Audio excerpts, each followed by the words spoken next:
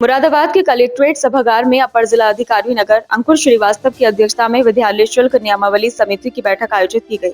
बैठक का संचालन सह जिला विद्यालय निरीक्षक शतानंद शर्मा ने किया, जबकि जिला विद्यालय निरीक्षक ऋतु तोमर ने बैठक के उद्देश्य एवं शासन के निर्देशों की विस्तार से जानकारी दी। बैठक में जनपद के विभिन्न निजी विद्यालयों के प्रधानाचार्य, प्रबंधक एवं डायरेक्टर उपस्थित रहे। बैठक को संबोधित करते हुए जिला विद्यालय निरीक्षक ऋतु तोमर ने सभी विद्यालयों को सुरक्षा मानकों का कड़ाई से पालन करने के निर्देश दिए। उन्होंने कहा कि प्रत्येक विद्यालय अग्निशमन उपकरणों को पूरी तरह क्रियाशील रखे तथा विद्युत व्यवस्था और विद्यालय भवन की फिटनेस का नियमित ऑडिट कराए। अग्निशमन, विद्युत और भवन सुरक्षा से संबंधित सभी कमियों को समय रहते दूर किया जाए ताकि किसी भी प्रकार की दुर्घटना की संभावना न रहे। उन्होंने कहा कि राइट टू एजुकेशन आरपीई के अंतर्गत चयनित बच्चों को बिना किसी देरी के प्रवेश दिया जाए, किसी भी बच्चे के साथ भेदभावपूर्ण व्यवहार न किया जाए और सभी विद्यार्थियों को समान अवसर उपलब्ध कराए जाए। शासन की मंशा के अनुरूप आरटीई के सभी प्रावधानों का पूर्ण पालन सुनिश्चित किया जाए। बैठक में विद्यालयों के आसपास के वातावरण पर भी विशेष चर्चा हुई।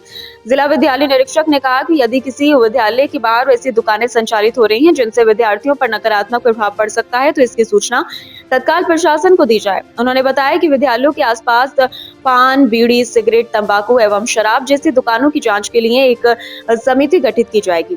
समिति ये भी सुनिश्चित करेगी कि विद्यालय के 100 मीटर के दायरे में इस प्रकार की दुकानें संचालित ना हो।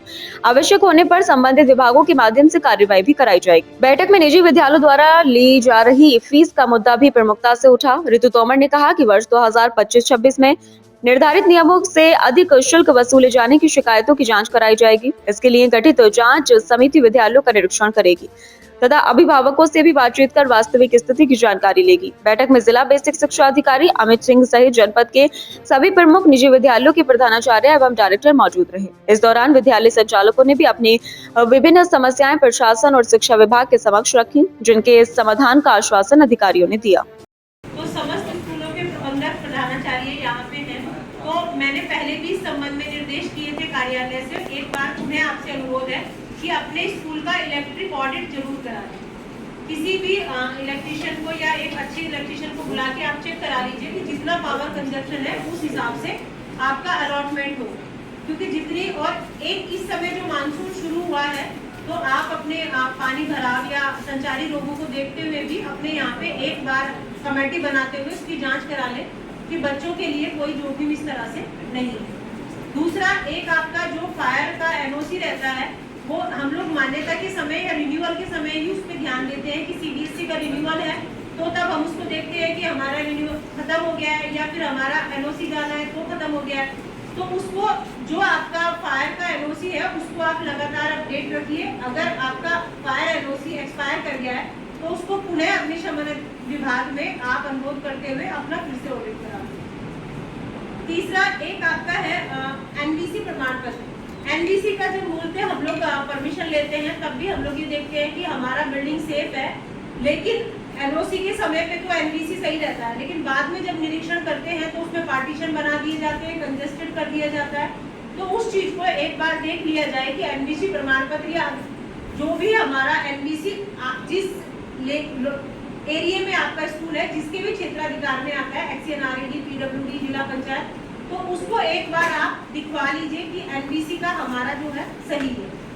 कल भी मतलब वृक्षारोपण की बैठक थी। आयुक्त महोदय के निर्देश हैं और डीएम साहब के भी निर्देश हैं, स्कूलों में जो ये पैनलिंग का प्लास्टिक वर्क किया जा रहा है इसको रोका जाए। जो हमारा टफ एंड ग्लास स्कूलों में लगा है, काफी स्कूलों में क्या है, जीने के बाहर टफ एंड ग्लास से उसको ब्लॉक कर दिया है, तो उसको हटवा दिया जाए। आप उसको जाल करिए, आप उसको कुछ भी रहे, वेंटिलेशन रहे। होता क्या है, अगर कभी भी कोई शॉर्ट सर्किट होता है वो टफ एंड ग्लास वहीं पिघल के लो हो जाता है। तो जो हमारा एग्जिट रास्ता था उसको हमने बंद कर दिया। तो आप उसको जाल लगाइए बट ओपनेबल रहे, मतलब लॉक कर लीजिए, ये रखिए।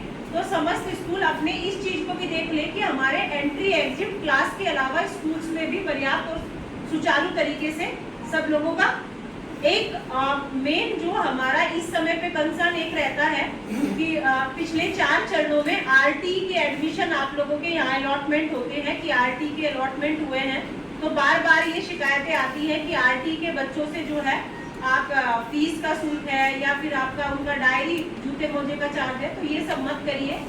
जो हालांकि यहाँ पे सर बहुत कम है। उधर मेरठ, गाजियाबाद, नोएडा में बहुत ज़्यादा इस तरह की शिकायतें आती हैं। स्कूलों का बड़ा कॉपरेशन इसमें है कि जिस बच्चे का अलॉटमेंट आपके यहाँ हुआ है आरटी के लिए, उसको आप प्रवेश दीजिए। और आप इतना बड़ा स्कूल चलाते हैं तो कम से कम वही एनवायरनमेंट कुछ बच्चों को गवर्नमेंट की योजना के अनुसार दिया जाए और उन सुविधाओं के लिए उससे अतिरिक्त शुल्क ना दिया जाए।